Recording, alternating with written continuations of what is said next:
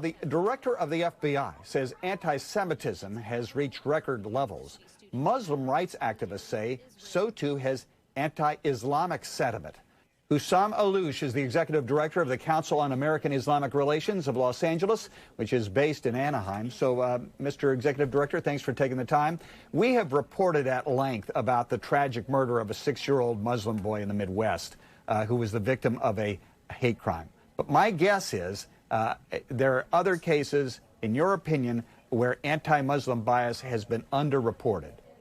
Yeah, just to give you an example, when I met with the youth and students who go to local campuses and high schools, and I spoke with many of them, I would say most, maybe 60–70% of them have experienced some kind of harassment or anti-Muslim incidents.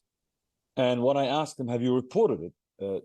Almost overwhelmingly, everybody said no. And I said, why not? Well, they said, we didn't think the administration, we didn't think CAIR, we didn't think the police could do anything. Number one, because you guys are overwhelmed, or when it comes to their schools, their feeling or their sense is that the school does not care about them. They are invisible for their schools, whether it's the college level or high schools. Of course, this might not always be true. But when we hear the FBI talk or the president talk about anti-Semitism without actually also mentioning the rise in Islamophobia and Islamophobic incidents, again, it seems like people are playing politics, even when it comes to how to deal with bigotry. Anti-Semitism is never acceptable, never should be acceptable. Likewise, Islamophobia should never be acceptable, and we should keep politics out of it. I would love to see the day where free speech is protected, free speech is free from hate speech.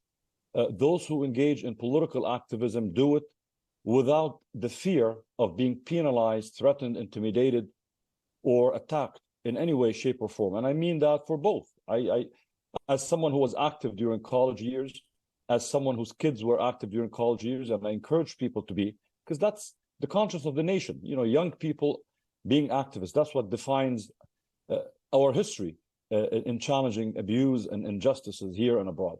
So I want to keep it that way, but I also want to make sure that we don't just talk about one form of bigotry, we talk about all forms of bigotry. Give us an example of the kind of a harassment you're talking about. I mean, we've seen protests organized, you know, for example, pro-Israel protests at UCLA, and some people from outside of campus coming in with signs that attack Islam itself, you know, holding poster signs, making Muslim students on campus feel unwelcome or threatened, because, you know, you have these adults coming in on campus with their own political agenda. Many of them, as I said, they're not even students, so it's not even good for pro-Israeli students or pro-Palestinian students. We've heard about professors, you know, such as at USC, you know, walking by a pro-Palestinian rally recognizing the 11,000 victims of Israel's onslaught on Gaza, passing by and making comments such as they should all die. Now he's saying he really meant the Hamas people. But he has to keep in mind, he's a professor. He's the adult in this equation, passing by students, showing anger, showing irresponsible behavior, making students feel at unease. That's never good. You mentioned a professor at USC. His name is John Strauss. He teaches economics. We will have him on in a moment. Now, the video of him walking past the pro-Palestinian protest is where he calls Hamas murderers and that they should die, every one of them. It's a reference, he says, to the Hamas terrorists, not to all Palestinians. But if he were to have said death to all Palestinians, that would be reprehensible. There's no disagreement about that. But how is that different from the protest chant from the river to the sea, which is widely interpreted as bulldozing Israel into the Mediterranean and wiping out its Jewish population? I don't think anybody's saying that. You're saying that.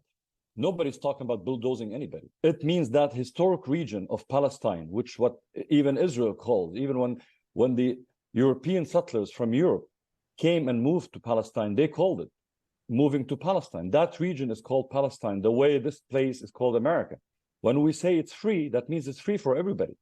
When the protesters rally and say, we want to see a free South Africa doesn't mean remove white Afrikaners from South Africa. It means end the apartheid and make it free for everybody, whites and blacks. Same thing, a free Palestine, a free Israel, free for all, not just for one group. So Israel has said, Hamas, that they have made the point that they intend on wiping out Israel and every Jew that lives there, and they will continue to murder Jews. That's why they're there. Hamas is a distraction, is a smoke screen that Israel uses to deflect from the real problem. Hamas is the governing body of the Gaza Strip. They're the government. Were the Palestinian people living in freedom, in peace, before Hamas? If you ask me, I would wish for the day there's no Hamas, no PLO, no Fatah, no resistance. Why? Because I would like to see the Palestinian people live free on their land. But that could only happen by eliminating the root cause of this problem, which is the occupation. Assam Alouche is the executive director of the Council of American Islamic Relations of Los Angeles. Thank you for taking the time. My pleasure. Thank you. Likewise.